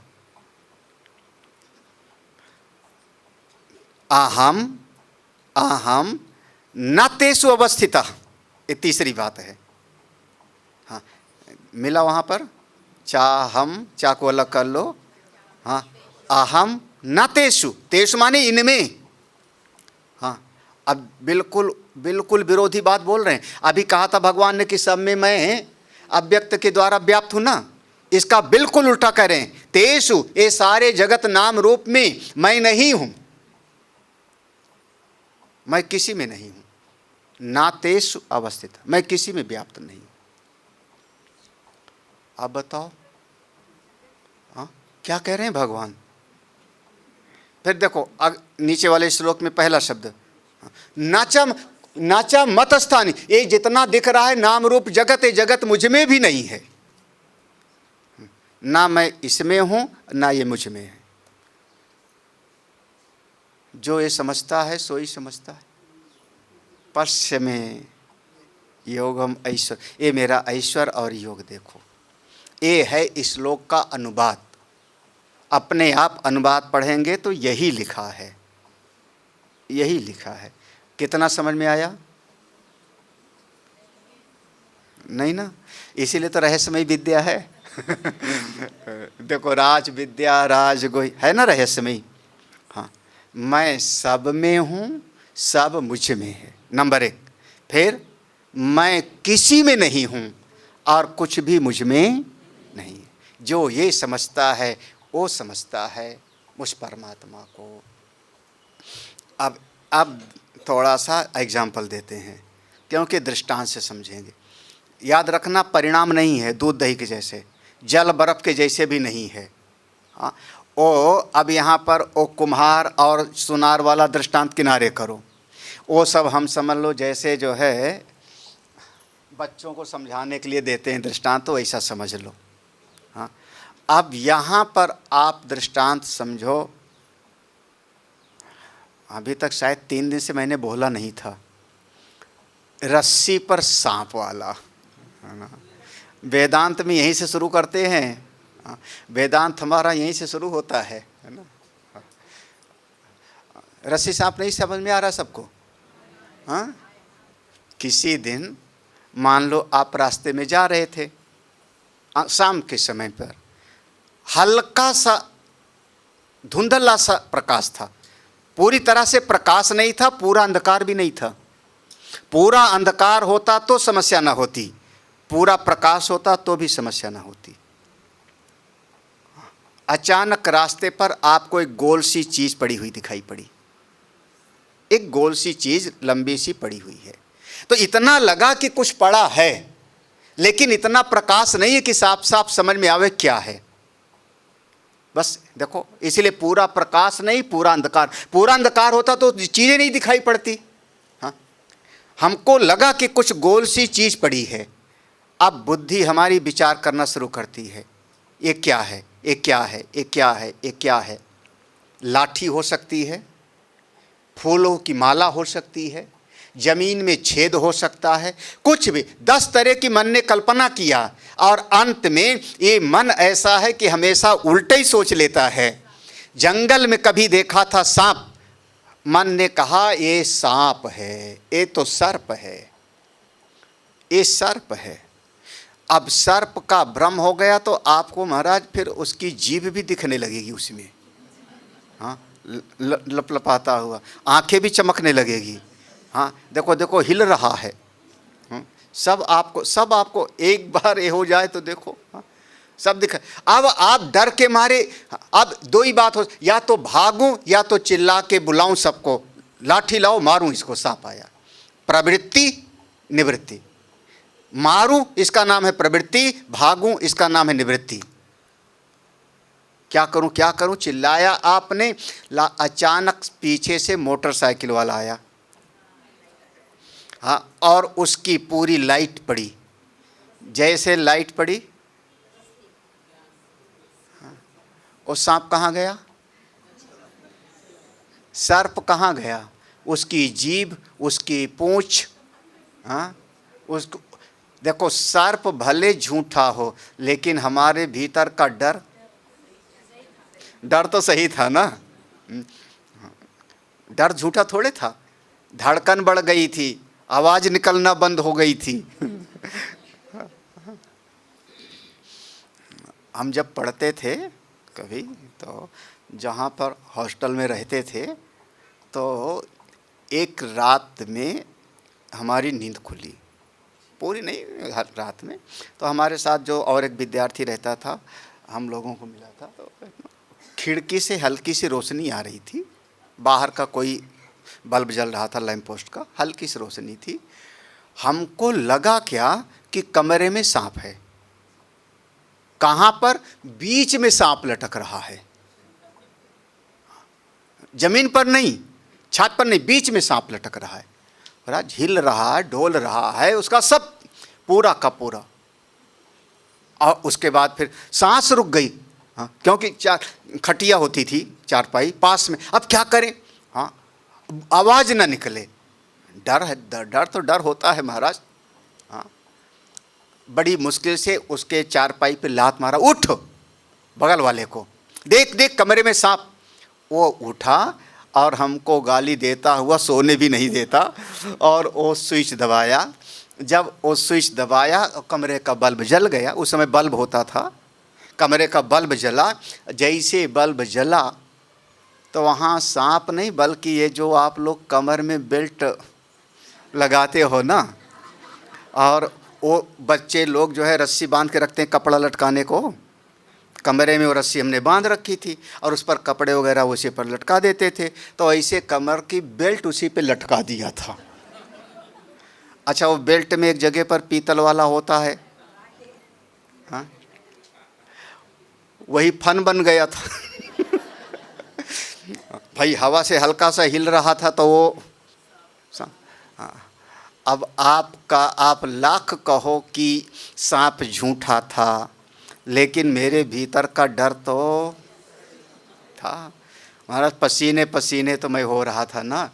तो जैसे रस्सी पर सर्प, दूसरा दृष्टांत मृग मरीचिका का जल, सीप पर चांदी, और जो रोज आपको दिखाई पड़ रहा है आकाश का नीलापन, आकाश की नीलिमा।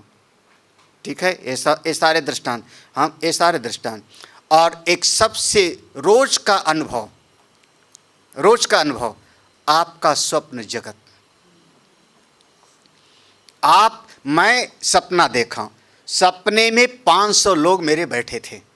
यहाँ तो कितना 150 की पौने 200, 160। सपने में 500 लोग बैठे थे। सपने में मैं प्रवचन कर रहा था, किसी को समझ में आ रहा था, किसी को नहीं समझ में आ रहा था।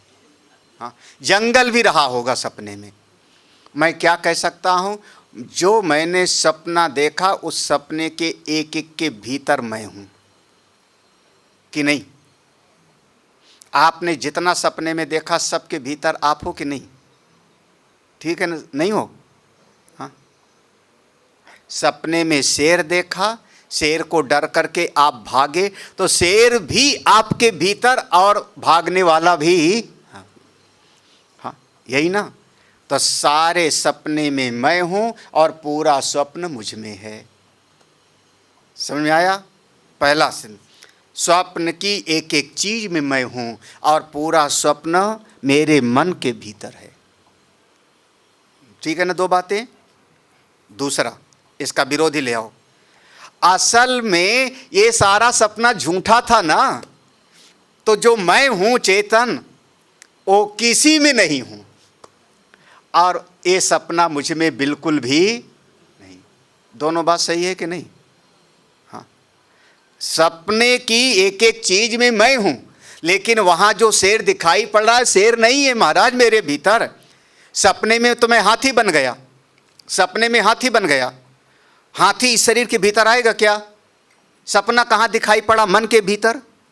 और हमारे शरीर में 72,000 नाड़ियाँ होती हैं। ये यहाँ से कमर के नीचे से, जिसको आपने कहा यहाँ से भगवान ने ऐसे हड्डियाँ बनाई, क्या प्रकृति ने बनाई, उसके अंदर से 3 नाड़ी निकलती है, ईड़ा पिंगला सुषुम्ना। उसमें से अनेक अनेक शाखाएँ निकलती हैं। 72,000 नाड़ियों में से एक नाड़ी का नाम है हिता। नाड़ी का एक नाम हिता नाम की नाड़ी। वही हिता नाम की नाड़ी में सारा स्वप्न दिखाई पड़ता है। हाँ, तो इतनी सी जगह में हाथी कैसे दिखाई पड़ गया? हाँ, कैसे दिखाई पड़ गया? तो वो हाथी, वो स्वप्न मुझ में नहीं है। हाँ, दोनों बातें समझिए। हाँ, क्या कह रहा है? पहली बात, जहां पर सांप दिखाई पड़ा, एक नज़र से देख रहे हैं, तो हम कह रहे हैं सांप के कण कण में रस्सी है। एक नज़र से सांप के कण कण में रस्सी है, यही ना। पूरा सांप कहाँ है? रस्सी में। जब तक हम सांप देख रहे हैं, और जैसे ज्ञान हुआ तो क्या कहेंगे? ज्ञान हो गया तो क्या कहेंगे? हम कहेंगे सांप में ना मैं था, सांप में रस्सी नहीं थी, और सांप भी रस्सी में नहीं था।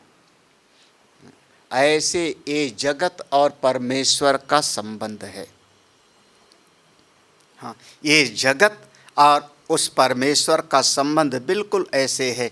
एक न, जब तक जैसे हमको सांप दिखाई पड़ रहा है, सर्प दिखाई पड़ रहा है, तो हम कहते हैं कि सर्प के कण कण में रस्सी है, लेकिन असल में सर्प ही नहीं है।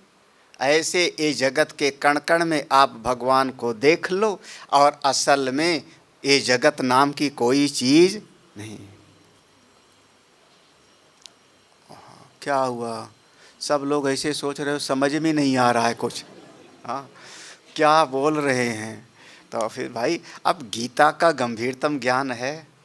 हाँ, आकाश नीला है, दिख रहा है ना? कहाँ दिख रहा है? आकाश में दिख रहा है ना। चलो जहाज से पकड़ते हैं कल आकाश को, कितने 1000 फुट की ऊंचाई पर पहुंचेंगे तो पकड़ में आ जाएगा? नहीं, पकड़ना है ना। इंडिगो वाला बताता है हम 35,000 फुट की ऊंचाई छूते हैं। है ना। कोई कहता है हम 24,000, सबका बटा हुआ है। हाँ, उनका भी बटा हुआ है, आकाश का भी, जितनी एयरलाइंस हैं। वो कहते हैं हम इतने 1000 फुट की ऊंचाई पर उड़ेंगे। नहीं तो एक ही बराबर उड़े तो सब लड़ जाएंगे फिर। हाँ, तो सबका अलग है। आप चले जाओ ऊपर ऊपर ऊपर ऊपर, कहाँ मिलेगा नीलापन? वह आकाश का नीलापन आकाश में है, आकाश पूरे नीले में है, लेकिन असल में वह नीलापन कहीं है ही नहीं। ऐसे ये जगत है, ये सारी सृष्टि है। एक नज़र से कहा जा सकता है सृष्टि के कण कण में भगवान हैं, भगवान में सब है। लेकिन असलियत में कोई पूछे तो भगवान कहते मैं अकेला ही हूँ, जगत नाम की कोई चीज़ है ही। जो ये समझता है वही समझता है। हाँ, जो ये समझता है वही। हाँ, नहीं, हम तो भगवान को बांसुरी बजाने वाला समझते हैं। वसुदेव और देवकी के यहाँ पैदा हुए, मथुरा के कारागृह में, मथुरा के। अभी आप कह रहे हो भगवान वो हैं जिनमें सारा जगत दिखता है लेकिन असल में है नहीं, दिखता है लेकिन है नहीं, वो भगवान। लेकिन हम तो भगवान को राम जी समझ रहे थे। भगवान कहते हैं जो ऐसा समझता है मूर्ख है। अवजानन्ति मां मूढ़ाः, मूढ़ा माने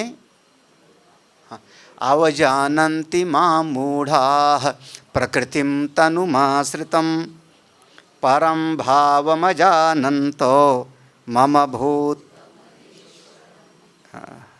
अवजानन्ति, मेरे उस असली स्वरूप को नहीं जानता। जो वो क्या समझता है, ये जो मेरा प्रकट वाला स्वरूप है, राम जी का, कृष्ण जी का, दुर्गा जी का, अमुक अमुक देवता का, इसी को सही मान के बैठा रहता। देखो, मानुषिम तनुम आश्रित, मानुषिम माने मनुष्य के आकार वाला।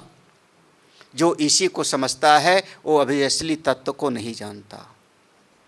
देखो, बात यह है ना कि उपासना के लिए हमारे ऋषियों ने बड़ी करुणा किया।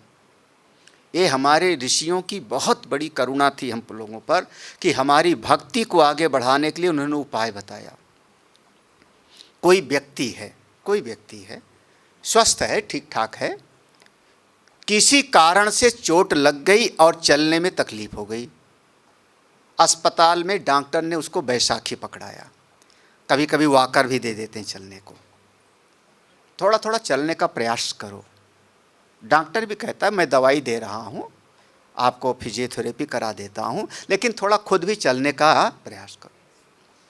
बैसाखी से आदमी टेक करके चलता है 4 कदम 10 कदम। डॉक्टर क्या चाहता है, बैसाखी पकड़ के हमेशा चले? हाँ? बैसाखी पकड़ाई ना डॉक्टर ने वॉकर पकड़ाया, लेकिन चाहता क्या है कि जब पाँव में ताकत आ जाएगी, थोड़ा चलने लगेगा, तो एक दिन मैं ही इसकी बैसाखी को यही ना। वो वैद्य डॉक्टर की करुणा है हम पर। हाँ, क्योंकि चल नहीं पा रहा हूं। ऐसे जो भक्त हैं, जो साधक हैं, सीधे निर्गुण निराकार में ध्यान नहीं लग सकता ना, मन वहां नहीं लग सकता। तो संतों ने भगवान के एक प्रकट स्वरूप को सामने रखा, भगवान वेद व्यास जी ने। इसीलिए हम कहते हैं नमोस्तुते व्यास शाल बुद्धे। हाँ, ये वो हमारे वैद्य हैं हम पर करुणा करके। लेकिन जब भक्ति करते करते, उपासना करते करते आप वहाँ तक समझ पहुँच गई, तब भगवान कहते हैं अब इसको छोड़ो और उस असली को पकड़ो। जब आप शंकर जी के मंदिर में जाओ, जल चढ़ाओ, बिल्कुल शिवरात्रि का व्रत करो, मैं भी करता हूँ, जल चढ़ाओ। लेकिन जब जल चढ़ाओ ना शिवलिंग पर, तो ध्यान दो कि ये जो शिवलिंग है इसके भीतर भी चेतन है, क्योंकि सृष्टि के कण कण में है। यहाँ भी तो जो इसके भीतर चेतन है, मैं उस चेतन को जल अर्पित कर रहा हूँ। तब समझना कि आपकी उपासना अच्छी है। अच्छा, कोई बच्चा किसी दिन, आपका पोता आके आपका पाँव दबाना शुरू करे, दादी आप बहुत अच्छी हो, हाँ, दादाजी आप बहुत अच्छे हो। हाँ, हाँ, आप तुरंत समझ गए, है ना? हाँ, बहुत समझ गए। हाँ, अब वो पाँव मेरा दबा रहा है, हाथ दबा रहा है, तो किसको खुश करना चाह रहा है, हाथ को कि पाँव को? नहीं, किसको खुश करना चाह रहा है बच्चा? नहीं, हाथ को खुश करना चाह रहा है। अच्छा, हाथ को दबाया उसने, दादाजी थोड़ा आशीर्वाद दो, और हाथ आशीर्वाद देवे तो कैसा मजा आएगा? हाँ, सेवा कर रहा है हाथ पाँव की, और प्रसन्नता चाहता है भीतर वाले की। आप हमको 100 रुपया दे दो आज, यही ना? हाँ, आप रोज के अनुभव में आता है ना? हाँ, आपके शरीर की सेवा कर रहा है, लेकिन प्रसन्नता किसकी चाह रहा है? आपके जो चेतन आप हो उसकी ऐसे आप जब ठाकुर जी की उपासना करो तो ठाकुर जी को हम आरती करते हैं, उनको फूल पत्र चढ़ाते हैं, हम भोग लगाएंगे, लेकिन हमारे भीतर होश बना रहे कि इनके भीतर जो चेतन है मैं उनकी आराधना कर रहा हूँ। तब समझना कि आपकी साधना आगे बढ़ती है ना? शास्त्रीय शब्द क्या होगा? उपहित चेतन, मूर्ति उपहित चेतन, आकार उपहित चेतन, वृक्ष उपहित। देखो अब मैं जैसे ये शरीर उपहित चेतन को आपने कहा जीव, हम वृक्ष उपहित चेतन को कहते हैं परमात्मा। हाँ, खंभा उपहित चेतन जो है, उपहित माने उससे जो ग्रहण किया सिम, खंभा उपहित चेतन है ईश्वर, माइक उपहित चेतन है ईश्वर, ये मेज उपहित चेतन है ईश्वर, गिलास उपहित चेतन है ईश्वर। हाँ, तो मूर्ति उपहित चेतन है भगवान, मूर्ति उपहित चेतन। हाँ, हाँ, तो हम मूर्ति पूजा के घोर उपासक हैं, कभी विरोध नहीं है। हम मूर्ति की पूजा करते हैं, प्रणाम करते हैं, रोज पूजा करते हैं, लेकिन मेरा होश बना रहता है कि मूर्ति के पीछे एक अव्यक्त तत्व है। केवल मूर्ति में अटक जाना वो नासमझी की बात है। ये श्लोक को समझ में आना चाहिए। अवजानंती केवल मूर्ति तक अटके, यानी ये वाला श्लोक हो गया, है ना? दुर्योधन भी तो भगवान को देख रहा है, ऐसा नहीं है कि दुर्योधन भगवान को नहीं देख रहा है, लेकिन वो भगवान को भगवान तो नहीं समझ रहा है। पितामह भीष्म भगवान समझ रहे हैं, और दुर्योधन की समझ, हाँ, दुर्योधन की समझ में भगवान नहीं है। दोनों की समझ में फर्क है, और जैसी समझ होगी वैसे फल भी आपको प्राप्त होगा। तो भगवान को समझ लिया तो कैसे करें, क्या करें? तो कहा ठीक है, अब भगवान की उपासना करनी चाहिए। दो तरह के लोग होते हैं अर्जुन, दो तरह के लोग। जो हमारी बात समझते हैं वो दैवी प्रकृति के वश में हैं, जो हमारी बात नहीं समझते वो मोहिनी प्रकृति के वश में हैं। दो लोग, मोहिनी प्रकृति और दैवी। जो मोहिनी प्रकृति के वश में हो उनका सब बेकार, जिंदा रहना ही बेकार, उनकी कोई आशा पूरी नहीं होगी, उनका कोई कर्म उनको सुख नहीं देगा। कर्म से वस्तु मिल जाएगी, रुपया मिल जाएगा, सुख नहीं मिलेगा। जीव सुख चाहता है, सुख ही नहीं मिलेगा। श्लोक याद करिए, मोघाशा मोघ कर्माणा, हाँ, राक्षसीम आसुरीम चैव। मोघाशा माने उनकी आशाएं पूरी नहीं होगी। मोघ कर्माणा माने कर्म करेंगे, घर बना लेंगे, सुखी नहीं होंगे, क्योंकि जो चाहते थे सुख वो सुख नहीं मिलेगा। मोघ ज्ञाना, जितना पढ़ते लिखते हैं वो पढ़ने लिखने से भी सुख मिलने वाला नहीं। हाँ, पढ़ने लिखने से ये आपकी विद्या लौकिक जगत की विद्या लौकिक वस्तु प्रदान करेगी। भौतिक जगत की विद्या आपको भौतिक जगत की संपत्ति प्रदान करेगी, प्रतिष्ठा प्रदान करेगी। भीतर की शांति ये आत्मज्ञान प्रदान करेगा। हाँ, ऐसे लोग मोहिनी प्रकृति के वश में हैं। लेकिन महात्मानस्तु माम पार्थ दैवीम, देखो जो दैवी प्रकृति वाले हैं वो कौन? भजन्ति अनन्य मनसा, वो मेरा भजन करते हैं, मस्त रहते हैं। हाँ, शायद हमको लगता है पूरी तरह से समझ में नहीं आया।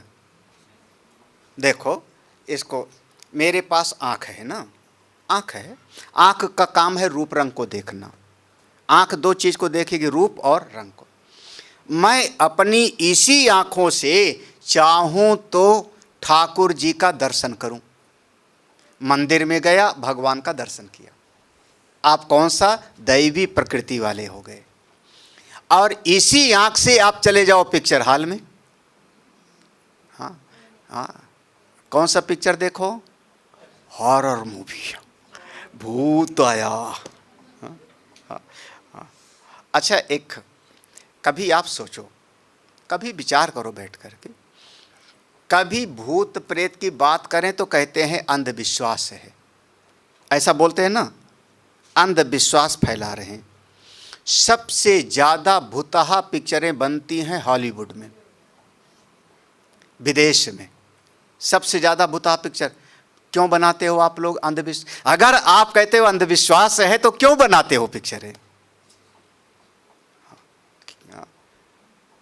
और हमारे हिंदुस्तान के बच्चे खूब देखते हैं ना। हाँ, रात में डरावनी पिक्चर देखेंगे और फिर सपने में डरेंगे। हाँ, तो क्यों? जब अंधविश्वास है तो बनाते क्यों हो तुम? बनाते हो इसका मतलब स्वीकार करते हो कहीं ना कहीं। तो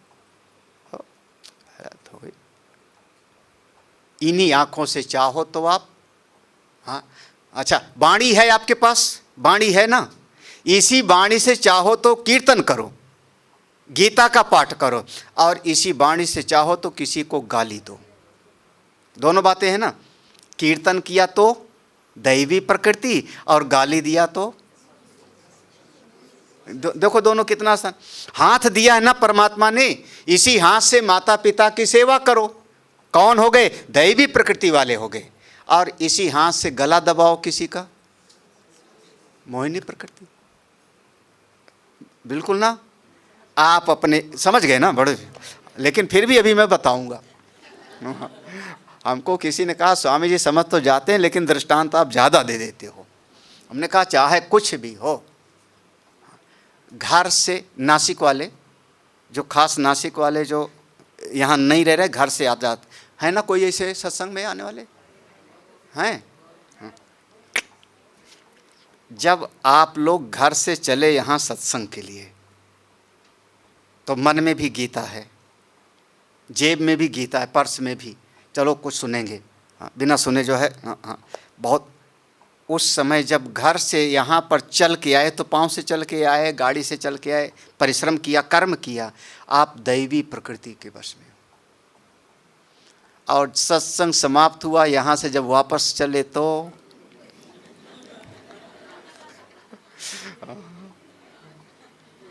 दो प्रकार की प्रकृति, मोहिनी प्रकृति और सततम कीर्तयन्तो माम यतन्तश्च दृढ़व्रता नमस्यन्तश्च माम भक्त्या नित्ययुक्ता उपासते। ऐसा कोई भक्त होता है जो रूप में अरूप को देख लेता है, साकार में निराकार को देखता है, सगुण में निर्गुण को देख के मेरा निरंतर कीर्तन करता है, भजन करता है, उससे मैं प्रसन्न हो जाता हूँ। और ऐसे भक्त के योगक्षेम का वहन मैं करता। इस श्लोक को सुमेरु माना जाता है, जैसे माला में सुमेरु होता है, ये श्लोक को सुमेरु, पूरा बीचों बीच में तो नहीं है लेकिन सुमेरु मानते हैं। अनन्या चिंतयन्तो माम ये जना पर्युपासते तेषां नित्याभियुक्तानां योगक्षेम। जब आपके योग माने जो प्राप्त नहीं है वो मिले, इसका नाम है योग। और जो मिला हुआ है वो मेरे पास सुरक्षित रहे, इसका नाम होता है क्षेम। इसकी चिंता मैं करता हूँ। अरे तो मेरी चिंता ठाकुर जी करें और क्या, आप भगवान का भजन करो, निश्चिंत रहो। भगवान को पत्रम पुष्पम, भगवान की उपासना करनी कितना आसान है। कितना आसान। हाँ, किसी मंत्री को खुश करना आसान नहीं है। हाँ हाँ हाँ। अब आज से दिल्ली में यही चर्चा रहेगी ना, पूरे सब जगह, पूरे भारतवर्ष में। किसी मंत्री को, और इस जैसे जैसे विभाग बटेगा उसके बाद थोक में ट्रांसफ़र होंगे। हाँ, कम नहीं, थोक में ट्रांसफ़र होगा। अपने लोगों को खास जगह पोस्टिंग मिलेगी। हाँ, फिर कई बार पोस्ट बिकती है। हाँ, सब कुछ होता है। तो संसार को खुश करना बहुत कठिन है, और भगवान को पत्रम पुष्पम फलम, तो हाँ, बताओ, भगवान तो इतने में प्रसन्न हो जाते हैं ना। संसार में एक दिन आदमी को आप प्रशंसा कर दो, खुश हो जाएगा। संसार के संबंधों की एक बड़ी तकलीफ ये है ना कि आपको निरंतर संभाले रखना पड़ता है। हाँ, आपने एक दिन बढ़िया कार्य कर दिया, उसके मन के अनुसार आपने कर दिया, खुश हो गया, गारंटी नहीं कि 2 घंटे बाद भी वो खुश ही रहेगा। हाँ, संसार के संबंधों को आपको हमेशा संभाले रहना, यही सबसे बड़ा दुख है। हाँ, परमात्मा तो हाँ, भगवान, उसी में प्रसन्न हो जाता हूँ। तद हम भक्त्या उपहृतम अश्नामी, मैं ग्रहण करता हूँ। हे अर्जुन, मैं सबके लिए समान हूँ, लेकिन जो मेरा भक्त होता है उसके लिए मैं खास हूँ। हाँ, एक बात है, पापी से पापी आदमी भी, क्या बढ़िया, अपिचेत सुदुराचारो भजते माम अनन्य। पापी से पापी व्यक्ति भी अगर मेरा भजन करे, साधु एव समन, वो भी साधु हो जाता है। हमारे यहाँ पर दृष्टांत में रत्नाकर डाकू वाल्मीकि बन गए। हाँ, उल्टा नाम जपत जग जान, अंगुली माल काट करके उंगली पहन लेता था। एक से एक पापी लोग। भागवत सुनोगे, अजामिल का नाम आवेगा, कोई धुंधकारी का नाम सुना होगा। हाँ, पापी से पापी आदमी का भी कल्याण मैं कर देता हूँ मेरी शरण में। क्षिप्रम भवति धर्मात्मा। अब एक श्लोक ऐसा है जो बहुत विवादित है। जैसे रामायण में एक चौपाई है, चाहे जितना समझाया जावे आदमी, लेकिन समझने के लिए तैयार नहीं होता। रामायण की चौपाई याद है ना, एक ढोल गंवार, नहीं याद है आप लोगों को, तो नहीं बोलूँगा पूरा, फिर नहीं याद है। रामचरितमानस की चौपाई है, उस पर बड़ा विवाद है। अच्छा, आप लोगों को याद नहीं तो जाने दो फिर। आप ही को चुप रहो, जब नहीं औरों को नहीं पता ना, तो आप चुपचाप रहो। फिर सबको क्यों बता रहे हो?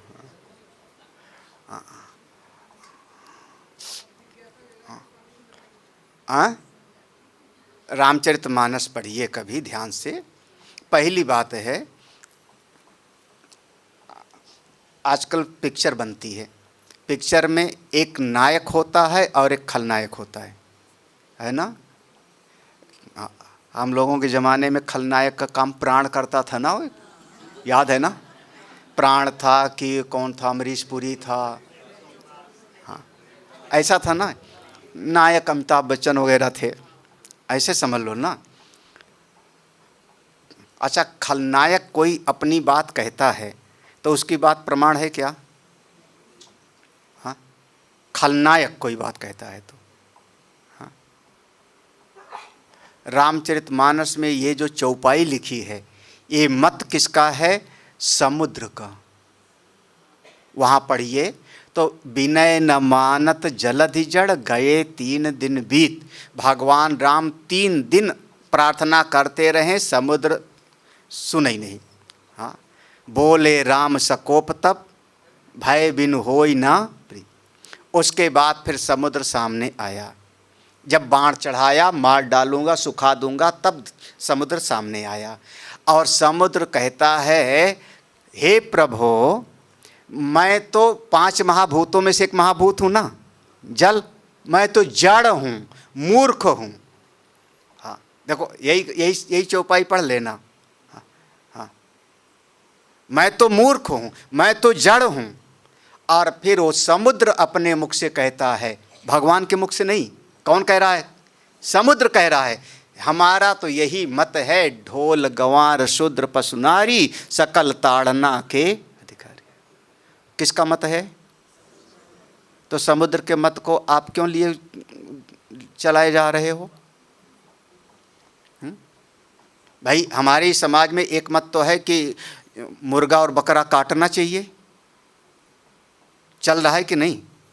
हाँ, उनके यहाँ एक दिन होता है कुर्बानी का। सबसे बढ़िया कुर्बानी घर का बच्चा छोटा देगा, हाँ, और खुश होता है। सही है क्या? उनका मत है, उनका मत है। हाँ, कई बार टीवी पे आता था, संडे हो या मंडे। हाँ, याद है ये। हाँ, हाँ, किसका मत है? आप लोग खाते हो? तो फिर हमारा मत है ही नहीं, किसी और का मत है ना। क्यों उस पर?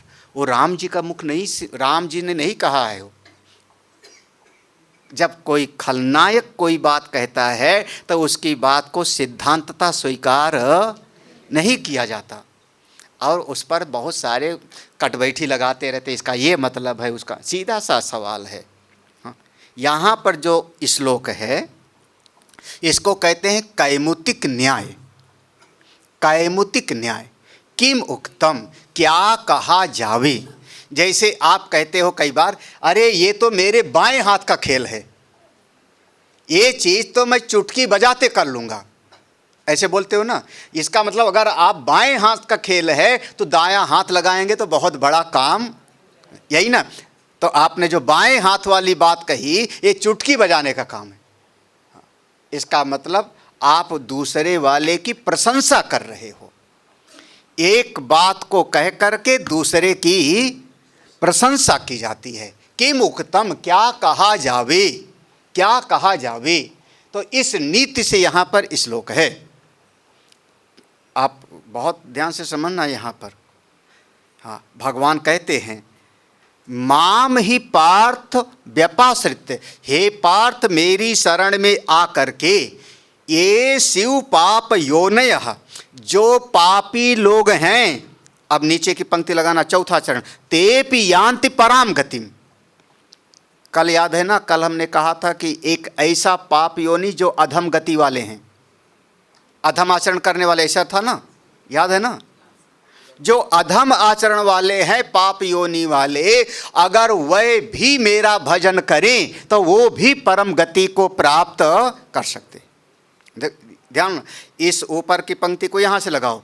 अब इसके साथ में केवल अधम गति वाले नहीं, तीन और लगा लो। हाँ, देखो अपि शब्द न है, यहाँ पर देखो शूद्रास्ते अपि लिखा होगा, ऊपर भी अपि है, नीचे भी अपि, माने भी। अपि का मतलब होता है भी। तो स्त्रियों अपि यान्ति पराम गतिम, अगर स्त्री भी जिसके पास समय का अभाव है, स्त्री के सामने पराधीनता है, स्त्री को अपने पति को प्रसन्न करना पड़ता है, बच्चों को ध्यान रखना है, कुल समाज की मान मर्यादा का ध्यान रखना है, उसके बाद भी अगर वो मेरा भजन करती है तो मुझको प्राप्त कर। हाँ, ये पाप योनियों को स्त्री के शब्द साथ नहीं जोड़ना है, याद रखना, यही गलती है। हाँ, ठीक, देखो, माम ही पार्थ, हे पार्थ माम ही व्यपा, मुझे मेरी शरण में आ करके जो पाप योनि वाला है वो भी पराम गति को प्राप्त कर लेते। स्त्रियों अपि, स्त्रियां भी पराम गतिम, हाँ, वो भी परम गति को प्राप्त। क्योंकि या चाहे जितना कह लो, आप लोगों के पास समय कम है, ये यथार्थ है। मैं सही कहूँ, चाहे जितना आप पढ़ लिख लो, पति और पत्नी दोनों सर्विस करने वाले हों, दोनों नौकरी करते हैं, जॉब करते हैं, हो सकता है पत्नी की तनख्वाह ज़्यादा हो, बहुत बड़ी अफसर हो, लेकिन उसके बाद दोनों समय से घर आवेंगे। जब घर आवेंगे तो पति सोफा पर बैठ जाएगा, चाहेगा चाय पत्नी ही बना के लावे। किसी को चोट तो नहीं लग रही है? हाँ, हाँ, हाँ, मैं कह रहा हूँ दोनों पढ़े लिखे हो, हाँ, दोनों पढ़े लिखे हो, दोनों नौकरी करते हो हो सकता है उसकी तनख्वाह ज़्यादा है, लेकिन समाज पूरा पुरुष प्रधान है, केवल हमारे ही नहीं पूरे विश्व का समाज पुरुष प्रधान है। तो स्त्री से यही अपेक्षा होगी कि चाय बना के वही लावे, और आदमी बैठे बैठे टीवी देखता रहेगा, न्यूज़ देखता रहेगा, चाय पी के कप नहीं धोएगा, उठा के इसे सरका देगा, तुम ले जाओ। तो वो करना चाहिए, मैं उसमें वो मेरे हाँ वो उसमें वो बात नहीं है, वो जहाँ प्रेम है वहाँ सब होता है। हाँ, लेकिन मेरा यहाँ इतना कहना है कि समय की कमी है, कर्तव्य ज़्यादा होते हैं, बच्चे को भी संभालना है, घर भी संभालना है, नौकरी करती, और फिर भी अगर भगवान के भजन के लिए समय निकाल लेती है तो श्रेष्ठतम गति को प्राप्त करती है। हाँ, फिर अब दूसरा लगाओ इसी के साथ में, वैश्याः अपि, अन्वय कर रहे हैं ना। हाँ, वैश्याः अपि, अगर वैश्य भी मेरा भजन करे वो भी पराम गति। वैश्या माने अब वो दिन भर बेचारा दुकान पे बैठा है, एक ग्राहक आएगा देख रहा है तो उसके, और अगर हमारा वैश्यों में से हमारे लिए परम आदरणीय हनुमान प्रसाद पोद्दार जी, भाई जी, जयदयाल गोयनका जी, नाम सुना होगा कभी? हाँ नहीं, हरे कृष्ण गोयनका जी, गीता प्रेस के संस्थापक। हाँ, ये सब वैश्य वर्ण के थे महाराज। हाँ, गीता प्रेस के, और जितना समाज का काम किया उन्होंने ना, हाँ, अद्वितीय काम। हाँ, और ये सब स्वामी अखंडानंद महाराज के साथ एक सब बैठ के शास्त्रार्थ होता था इन महापुरुषों का। तो वो कपड़ा वैसे पहनना, कान में बाली, ये सब। हाँ, लेकिन महाराज क्या महापुरुष हमारे लिए परम श्रद्धेय। वैश्याः अपि शूद्राः अपि, हाँ, सब के सब। हाँ, अगर कोई ऐसा भजन करता है वो भी परम गति को प्राप्त करता है। ठीक है ना, कंसेप्ट बिल्कुल क्लियर ना। हाँ, वो सही बात नहीं है जो लगा देते हैं कि ये तीनों पाप योनि हैं, ऊपर वाली पंक्ति को यहाँ जोड़ देते हैं ना, वो उससे मैं सहमत नहीं हूँ। भगवान ने कहा पाप योनि माने वो जो अधम कार्य करने वाले हैं, और ये सब भी मुक्त हो जाते हैं। किम पुनर्ब्राह्मणा, लो देखो अब एक कैमुतिक ने, जब ये स्त्री वैश्य शूद्र पाप योनि ये सब भजन करें तो परम गति को प्राप्त कर लेते हैं, तो जो ब्राह्मण हैं, ब्रह्मवेत्ता हैं, उनकी क्या कहना। वो तो फिर इसी समय चाहें तो वो मोक्ष को प्राप्त कर सकते हैं। तो क्या करूं फिर, क्या करूं? मन मना भव। हाँ, साधक ने पूछा क्या करूं, भगवान ने कहा मन मना भव। मन मना भव माने अपना मन मुझको दे दो। हाँ, भगवान को आपकी वस्तु की चाह नहीं है। क्या चाह रहे हैं आप? अपना मन दे दो। मन मना भव, मद भक्ता, मुझसे प्रेम करो, अपना मन मुझको दो और मुझसे प्रेम करो, मेरे भक्त बनो। मेरा भक्त माने मेरे, मुझसे प्रेम करो। संसार का प्रेम आपको दुख देगा। मैं अविनाशी, मैं नित्य, मैं वो ईश्वर स्वरूप हूँ, मुझसे प्रेम करो। जो सेवा करते हो मेरी सेवा करो। मदयाजी, मदयाजी माने मेरे लिए यज्ञ करने वाले बनो, यानी सारी सेवा कुछ को, जिसको आप कहते हो तो दीयम वस्तु गोविंद तुम भी मे माम नमस्कुर, मेरी शरण में रहो, मेरी शरण में रहो। परिणाम माम एव ऐष्यसि, मुझको ही प्राप्त कर लोगे, मुझको ही प्राप्त कर लोगे। युक्त्वा मत परायणा, जो मेरा भक्त होगा मुझको प्राप्त। ये श्लोक 2 बार आता है, 18वें अध्याय में आएगा, एक चौथे चरण में अंतर करके, तो वहाँ पर इसको देखेंगे।